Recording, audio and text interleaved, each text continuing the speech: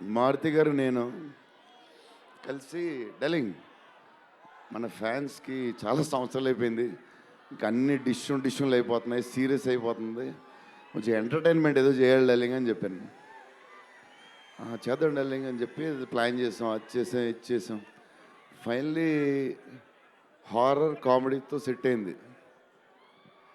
Start అయింది, సినిమాలు వెళ్తూ ఉంది, రాస్తూ ఉన్నారు, చేస్తూ ఉన్నారు, అది చేస్తూ ఉన్నారు, వెళ్తూ ఉంది. విశ్వప్రసాద్ గారు అన్నిటికి రెడీ రెడీ అంటున్నారు. కథ ఒక పేస్కి వెళ్ళేసరికి క్లైమాక్స్ నేనైతే మారుతి గారు రైటింగ్ ఫ్యాన్ అయిపోయాను. సీరియస్ చెప్తున్నాను.